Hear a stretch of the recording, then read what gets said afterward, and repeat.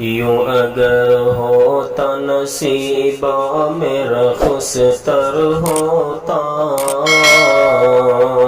میں تیرے گنبد خضرا کا کبوتر۔ الحمدللہ نحمده ونستعینه ونستغفره ونؤمن به ونتوکل علیہ ونعوذ باللہ من شرور انفسنا ومن سیئات اعمالنا، من يهده الله فلا مضل له ومن يضلله فلا هادي له، ونشهد أن لا إله إلا الله وحده لا شريك له، ونشهد أن سيدنا وسندنا وحبيبنا ومولانا محمدا عبده ورسوله، أما بعد، أعوذ بالله من الشيطان الرجيم، بسم الله الرحمن الرحيم، لقد كان لكم في رسول الله أسوة حسنة، وقال تعالى في مقام آخر، خذوا ما آتاكم الرسول فخذوه وما نهاكم عنه فانتهوا، صدق اللہ العظیم۔ درود شریف پڑھ لیں۔ اللہم صلی علی سیدنا و مولانا محمد وعلی آل سیدنا و مولانا محمد وبارک وسلم۔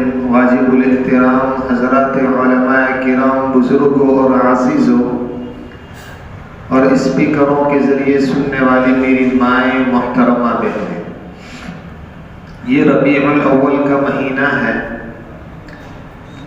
ہم سب جانتے ہیں کہ اس مبارک مہینے میں حضرت نبی کریم علیہ السلام اس دنیا میں تشریف لائے۔ نبی پاک علیہ السلام کی تشریف آوری کا بھی مہینہ ہے۔ نبی کریم علیہ السلام مکہ المکرمہ سے مدینہ منورہ ہجرت فرما کر جو گئے وہ بھی اسی مہینے میں گئے، اور حضرت نبی کریم علیہ السلام اس فانی دنیا کو چھوڑ کر اللہ رب العزت کے پاس تشریف لے گئے، وہ بھی اسی مبارک مہینے میں تشریف لے گئے۔ یہ مبارک مہینہ اس وجہ سے ہے کہ اللہ کے نبی دنیا میں تشریف لائے، ہجرت بھی اسی مہینے میں فرمائے، اور دنیا سے بھی اسی مہینے میں تشریف لے گئے۔ اسی وجہ سے عامةً ربیع الاول کے مہینے میں، اور اگر میں یہ کہوں تو غلط نہ ہوگا کہ پہلے 12 ہی دن حضور پاک علیہ السلام کے تذکرے سے محفلیں، مجلسیں لوگ گرمایا کرتے ہیں، لیکن جیسے ہی 12 ربیع الاول ختم ہو جاتی ہے تو حضور پاک علیہ السلام کے تذکرے کو بھی بھول جاتے ہیں۔ حالانکہ حضرت نبی کریم علیہ السلام کا تذکرہ تو انسان ہر سانس کے بدلے میں لے تو بھی حضور پاک علیہ السلام کا حق ادا نہیں ہوگا۔ کوئی مجلس انسان کی اور کوئی منت ایسی نہیں ہونی چاہیے جس میں حضرت نبی کریم علیہ السلام کا مبارک تذکرہ نہ کیا جائے۔ حضور پاک علیہ السلام سے محبت کا تقاضا تو یہ ہے، محبت جب تک حضور پاک علیہ السلام کی محبت اپنی اولاد سے زیادہ، اپنے ماں باپ سے زیادہ انسان کے دل میں نہیں ہوگی، وہ کامل مومن نہیں ہو سکتا۔ لا یؤمن احدکم حتی اکون احب الیہ من والدہ وولدہ والناس، حدیث پاک میں آتا ہے کہ حضرت نبی کریم علیہ السلام کی محبت تو انسان کے دلوں میں اتنی جاگزی ہونی چاہیے کہ اپنی اولاد سے بھی زیادہ، اپنے ماں باپ سے بھی زیادہ حضرت نبی کریم علیہ السلام کی محبت ہونی چاہیے۔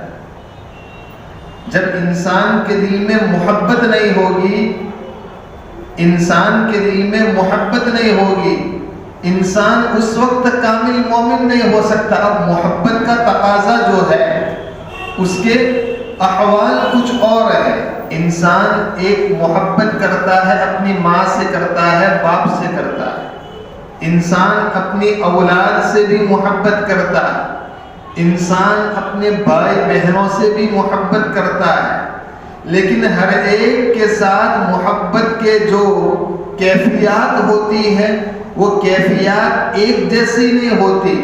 انسان کی حرکات اور سکنات جو ماں باپ کے ساتھ ہوتی ہے وہ اپنی بیوی کے ساتھ نہیں ہوتی۔ انسان بیوی سے بھی محبت کرتا ہے، لیکن بیوی کو جس انداز سے بولتا ہے، جس انداز سے بلاتا ہے، ماں باپ کو اس انداز سے نہیں بلاتا۔ انسان جیسے اپنی بیوی کو بلاتا ہے محبت میں، ویسے اپنی اولاد کے ساتھ وہ محبت کا برتاؤ نہیں ہوتا۔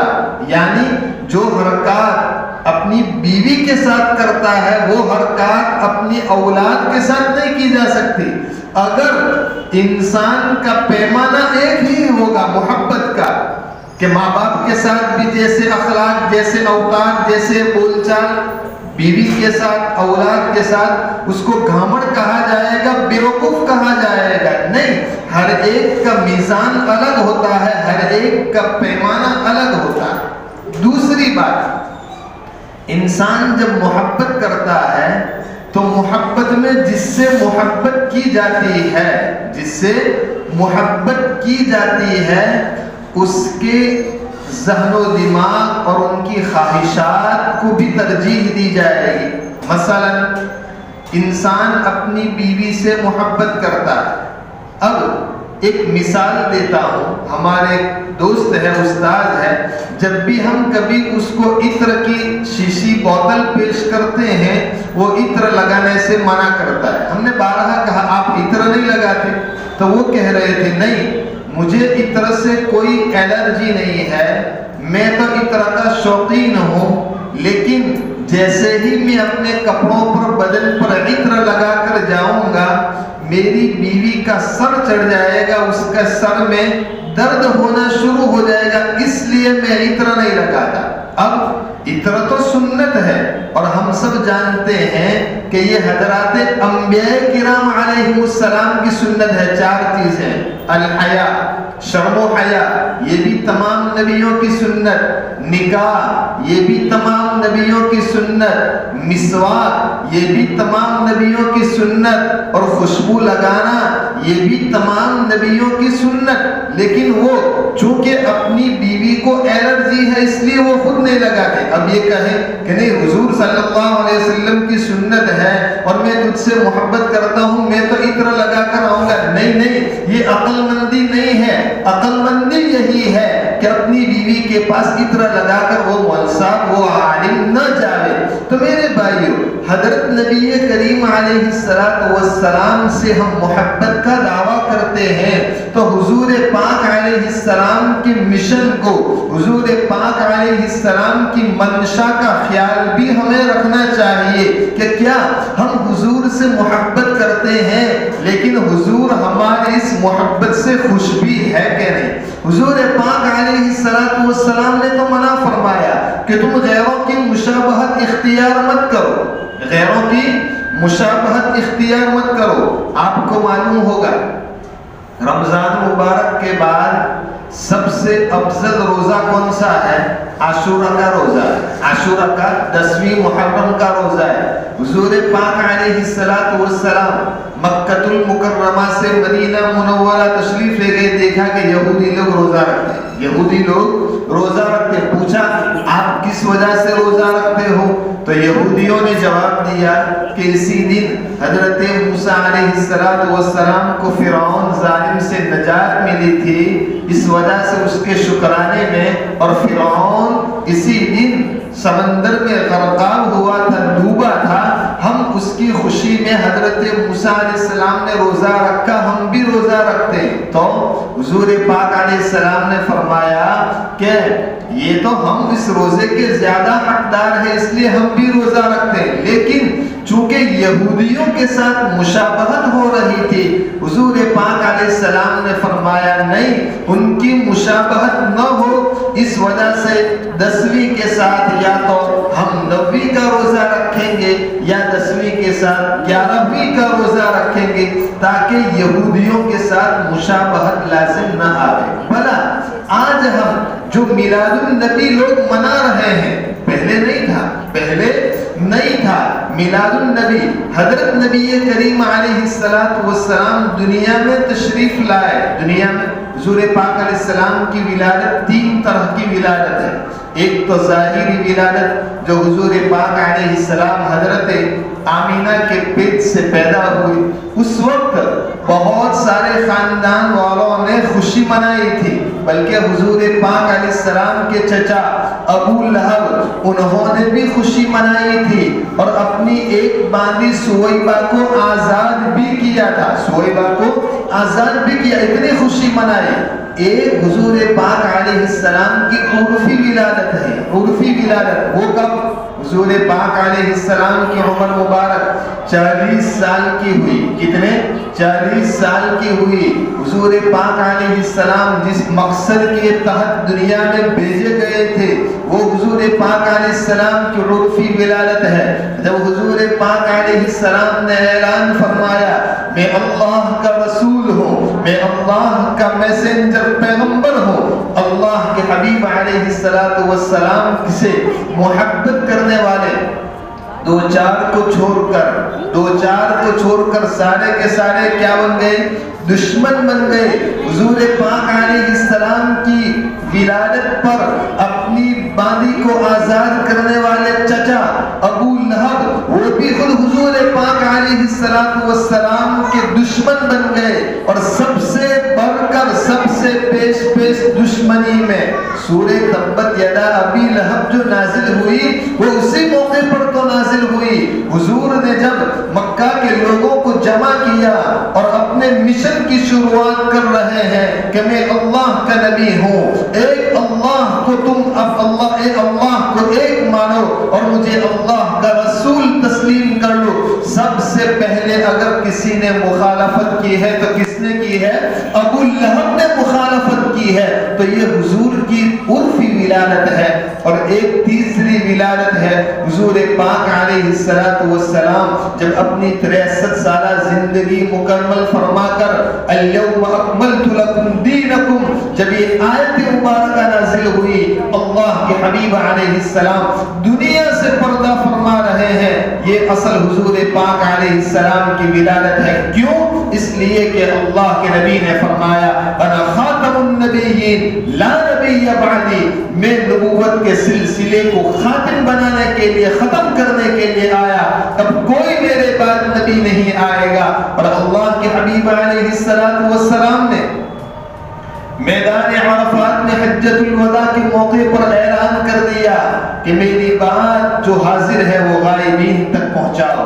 قیامت تک اللہ کے نبی علیہ السلام کی اس محنت کام کرنے کا طریقہ اور ڈھنگ بتلا دیا، کوئی نبی نہیں آئے گا، نبوت کا سلسلہ ختم ہو رہا ہے، لیکن کار نبوت جس مقصد کو لے کر اللہ کے حبیب دنیا میں تشریف لائے ہیں یہ مشن ختم نہیں ہوگا، یہ ذمہ داری تمہارے سر ڈال رہا ہوں۔ یہ چند دن خوشی منا لینے سے حضور پاک علیہ السلام کی محبت کے تقاضے پورے نہیں ہو جاتے، ذمہ داری ہے، ذمہ داری ہے، سمجھو، شریعت اصل سمجھنے کی ضرورت ہے۔ یہ صرف اور حضور پاک علیہ السلام نے کبھی میلاد اپنی زندگی میں کتنے سال آئے، کتنے 12 ربیع الاول کے مہینے آئے، حضور نے کبھی اپنے یوم پیدائش کو نہیں منایا، اپنی برتھ ڈے نہیں منائی، اور اللہ کے حبیب علیہ السلام کے دنیا سے پردہ فرمانے کے بعد تقریباً حضرات صحابہ کا 110 سالہ زمانہ رہا، لیکن کسی صحابی نے حضور پاک علیہ السلام کی برتھ ڈے کو نہیں منایا، اور حضرات صحابہ کے بعد تقریباً 220 سال یا اتنا زمانہ تابعین تبع تابعین کا رہا، کسی نے حضور پاک علیہ السلام کی میلاد کو نہیں منایا۔ یہ تو تقریباً حضور پاک علیہ السلام کی پیدائش سے 600 سال کے بعد موصل کا ایک بادشاہ مظفر الدین تھا، اس نے یہ رسم بد شروع کر دی ہے، اور اس کے زمانے سے یہ خرافات چلی۔ اور یہ بھی یاد رکھو، جتنی بھی خرافات اور بدعات دنیا میں جنم لے رہی ہے، اس کی ابتدا بہت اچھی ہوتی ہے، ابتدا بہت اچھی ہوتی ہے، لیکن پھر رفتہ رفتہ اس میں تغیر اور تبدیلی آنا شروع ہو جاتی ہے۔ ایک واقعہ سمجھاؤں، آپ کو اچھی طرح سمجھ جائیں گے کہ ایک اللہ والے کسی گاؤں میں تشریف لے گئے، عمر رسید آتے، بڑے اللہ والے تھے، اور وہاں کے گاؤں لوگ بھی چونکہ حضرت سے معتقد تھے اور انہی کے گویا سمجھو مریدین میں سے تھے، انہوں نے فرمایا آج ہمارے پیر صاحب ہمارے گاؤں میں تشریف لائے ہیں، اس لیے ہم بڑی شاندار دعوت کا انتظام کرتے ہیں۔ شاندار دعوت کا بھی انتظام کیا۔ اب انہوں نے دسترخوان پر قسم کے کھانے رکھ دیے، کھانا رکھنے کے ساتھ ساتھ دسترخوان پر ایک بڑا لمبا چوڑا ڈنڈا بھی رکھ دیا۔ اب جیسے ہی پیر صاحب دسترخوان پر تشریف لے گئے، انہوں نے دیکھا کہ بہترین قسم کے کھانے، مشروبات وغیرہ معقولات موجود ہیں، لیکن ہو سکتا ہے کہ یہ میری شاندار دعوت کرنے کے بعد، کھانے کے بعد پھر اسی ڈنڈے سے میری خبر بھی لے لے، اس لیے انہوں نے منع کر دیا کہ میں کھانے کے لیے نہیں بیٹھتا جب تک تم اس ڈنڈا رکھنے کی کیفیت مجھے بیان نہیں کرو گے کہ تم نے کیوں رکھا۔ اس لیے انہوں نے کھانا شروع نہیں کیا۔ لوگ بڑے اصرار کر رہے ہیں کہ نہیں حضرت، یہ تو ہمارے باپ دادوں سے چلا آ رہا ہے کہ دسترخوان پر ایک ڈنڈا رکھا جاتا ہے، ایسی کوئی بات نہیں، لیکن کھانے سے منع کر دیا۔ سمجھا رہے لیکن انکار کر رہے ہیں۔ گاؤں میں ایک بڑا بوڑھا تھا، وہ اس کو بلا کر آئے، انہوں نے بھی آ کر سمجھایا کہ نہیں یہ تو ہمارے باپ دادوں سے چلی آ رہی ہے کہ دسترخوان پر ایک ڈنڈا بھی رکھ دیا جاتا ہے، لیکن انہوں نے فرمایا نہیں نہیں، مجھے تمہارے اوپر اعتماد اور بھروسہ بالکل نہیں ہے، میں بالکل کھانا نہیں کھاؤں گا۔ اور پھر نہیں مانے تو ایک بہت ہی عمر رسیدہ، بہت ہی لکڑی کے سہارے سے ان کی گردن، ان کی کمر بھی جھک گئی تھی، اتنے بوڑھے کو لے کر آئے تاکہ ان کی بات پیر صاحب سمجھ جائے۔ انہوں نے آ کر سمجھانا شروع کیا، لیکن سمجھانے سے پہلے انہوں نے ذرا دسترخوان کا معائنہ کر لیا کہ ذرا میں دیکھوں تو صحیح کہ انہوں نے دسترخوان پر کیا رکھا ہے۔ تو انہوں نے دیکھا کہ او ہو، اتنا بڑا سارا ڈنڈا رکھ دیا ہے، بے وقوفو، اتنا بڑا ڈنڈا رکھنے کی ضرورت نہیں ہے، یہ تو باپ دادا سے، ارے نہیں، باپ دادا سے نہیں چلا رہا ہے، باپ دادوں کا تو یہ معمول اور طریقہ رہا تھا کہ جب دسترخوان پر مہمان کو کھانے کے لیے بٹھلاتے تو خلال کے لیے تاکہ دانتوں میں کچھ رسی گوشت کا کچھ ریزہ وغیرہ رہ جاوے، کھانے کے بعد اس کو صاف کرے تو وہ تو ایک پتلی سی سلی رکھتے تھے، اور تم نے اتنا بڑا ڈنڈا رکھ دیا۔ تو دیکھو مرور زمانہ کی وجہ سے پہلے تو وہ خلال کے لیے ایک معمولی سی پتلی سی ڈنڈی رکھتے تھے، سلی رکھتے تھے، اور زمانہ گزرتے گزرتے ایک آدھ بڑا اور پھر اتنا سارا ڈنڈا رکھ دیا۔ تو میرے بھائیوں، دنیا میں جتنی بھی خرافات ہوتی ہے اس کی ابتدا تو واقعتاً اخلاص پر مبنی ہوتی ہے۔ سورہ نوح کے اندر یغوث ہے، یعوق ہے، ان سارے یہ جتنے بھی ہیں، یہ دنیا میں شرک اور بت پرستی ایسے ہی نہیں آ گئی، اس کی بھی ابتدا تھی، شیطان نے یہ الٹی پٹی پڑھائی۔ یہ بڑے بڑے لوگ تھے، ان کے پیشوا تھے، عاد ہے، یعوق ہے، یغوث ہے، نصر وغیرہ ہے۔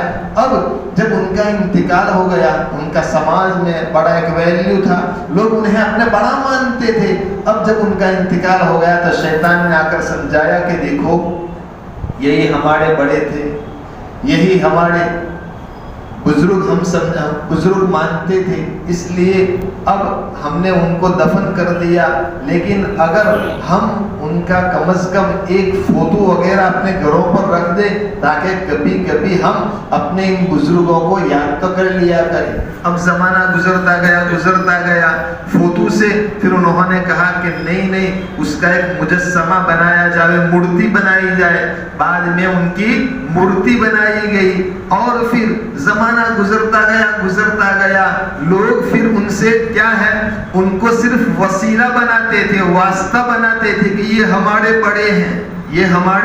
بڑے ہیں، اللہ تبارک و تعالیٰ تک پہنچنے میں ہماری مدد فرمائیں گے، ہم ان کے واسطے سے اللہ تعالیٰ سے مانگیں گے تو اللہ ہماری مراد کو پوری فرمائے گا۔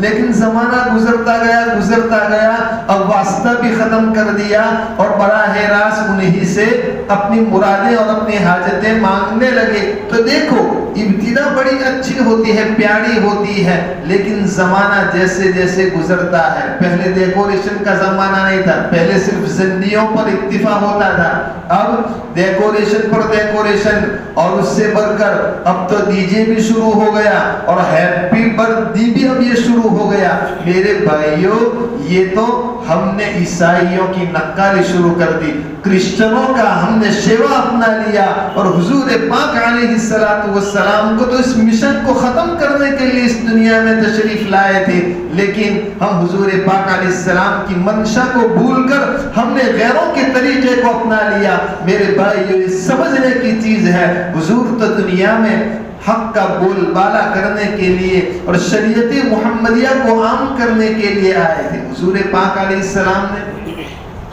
جہیز، ہم سب جانتے ہیں، جہیز جب لڑکی کی شادی ہوتی ہے تو باپ اپنی بیٹی کو دیتے ہیں۔ آج جہیز کی وجہ سے کتنی نوجوان لڑکیاں گھروں پر بیٹھی ہوئی، اور لے دے کر ہم جہیز دینے میں بھی حضور پاک علیہ السلام کو واسطہ بناتے ہیں کہ حضور نے اپنی بیٹی حضرت فاطمہ کو جہیز دیا تھا۔ ہم واسطہ بناتے ہیں کہ حضور نے اپنی بیٹی حضرت فاطمہ کو چکی دی تھی، 2 تکیے دیے تھے، گدا دیا تھا، مسکیزہ دیا تھا، ہم واسطہ بناتے ہیں۔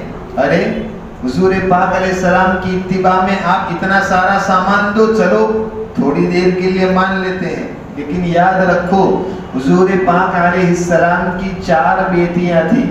سب سے بڑی حضرت زینب رضی اللہ عنہا، جن کا نکاح حضور پاک علیہ السلام نے حضرت ابو العاص رضی اللہ عنہ سے کیا تھا۔ دوسرے نمبر پر حضرت رقیہ رضی اللہ عنہا، جن کی شادی حضور پاک علیہ السلام نے حضرت عثمان رضی اللہ تعالیٰ عنہ سے کی تھی۔ جب حضرت رقیہ کا انتقال ہو گیا، حضور نے اپنی تیسری بیٹی حضرت ام کلثوم کا نکاح حضرت عثمان رضی اللہ تعالیٰ عنہ سے کیا، حضور نے کیا۔ لیکن حضور پاک علیہ السلام کی آپ سیرت کا مطالعہ کرو گے، احادیث کی کتابیں پڑھو گے، حضور نے اپنی بیٹی زینب کو، جن کی شادی ابو العاص رضی اللہ عنہ سے ہوئی، حضور نے کچھ نہیں دیا۔ صرف اتنا ملے گا کہ حضرت زینب کی شادی پر حضور کی بیوی حضرت خدیجہ رضی اللہ عنہا نے اپنی بیٹی زینب کو سونے کا ایک ہار دیا تھا۔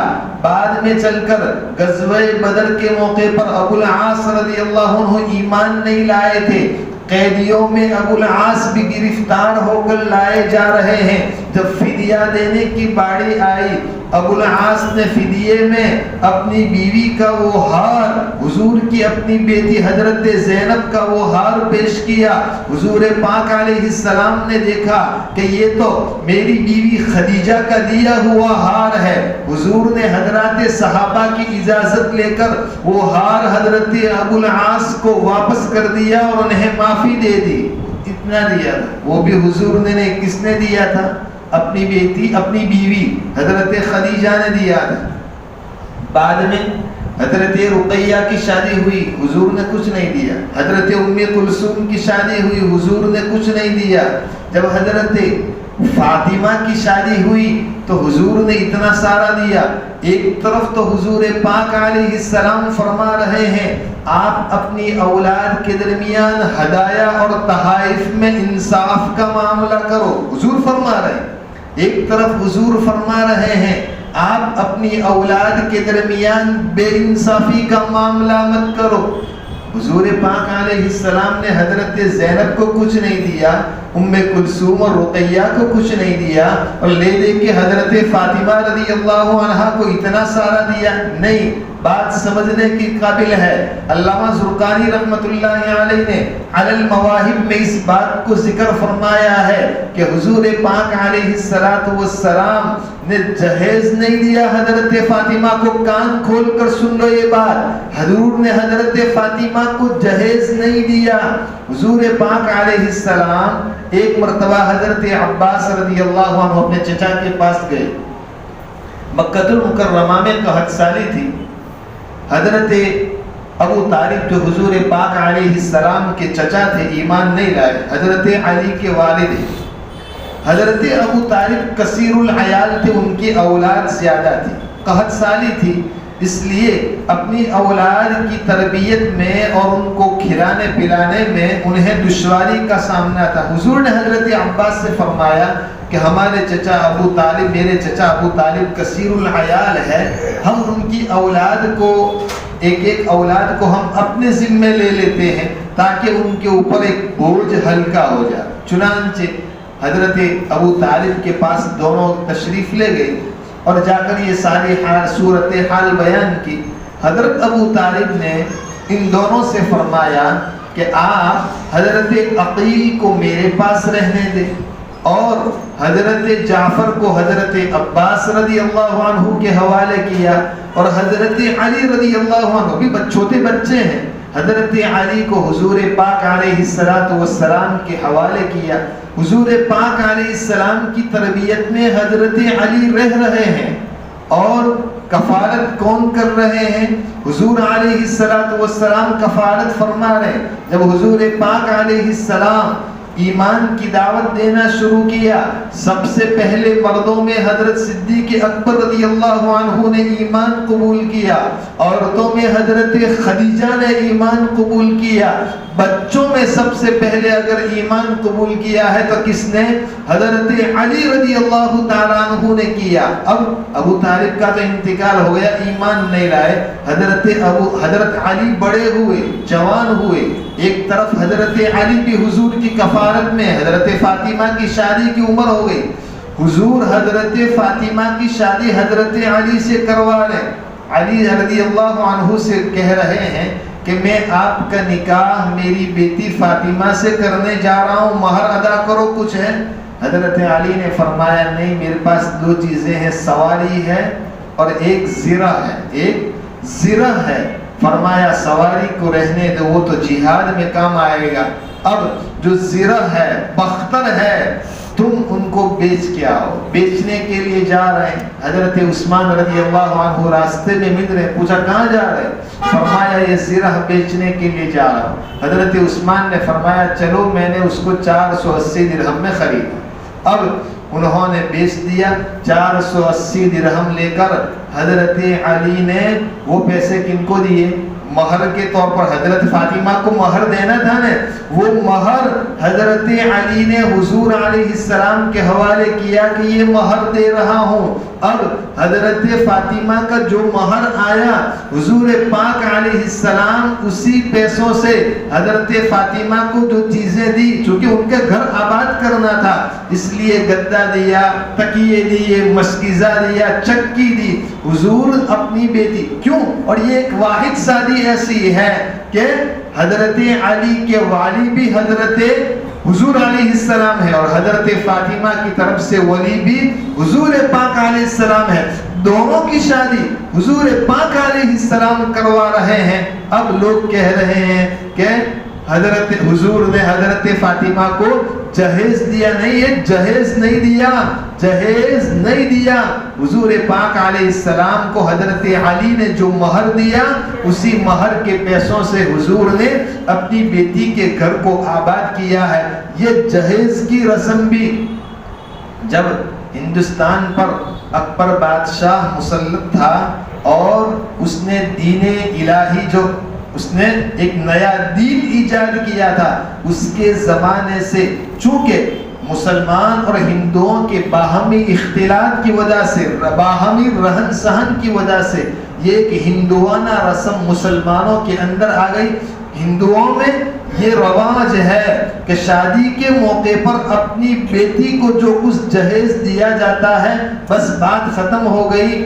اب بعد میں چل کر وہ باپ کے مال کی میراث کی حقدار نہیں ہوئی. ان کی وجہ سے ان لوگوں کے اندر، ہندوؤں کے اندر وراثت کا تصور نہیں ہے، اصول نہیں ہے، جبکہ اسلام میں وراثت کا حق ہے.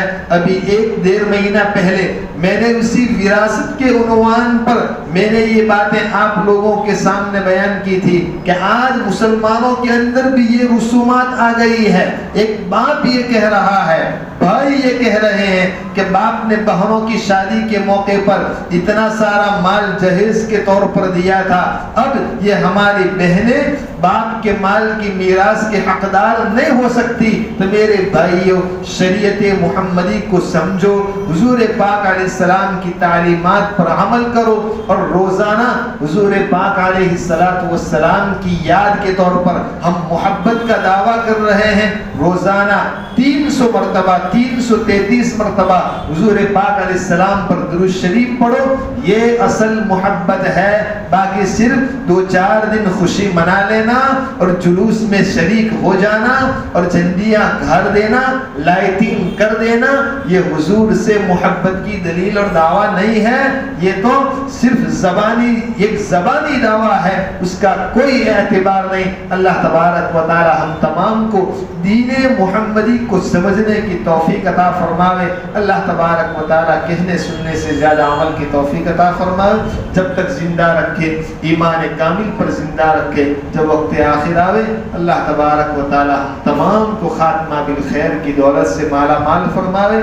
سوء خاتمہ سے اور اس کے اسباب سے اللہ ہماری پوری حفاظت فرمائے. وآخر دعوانا الحمدللہ رب العالمین.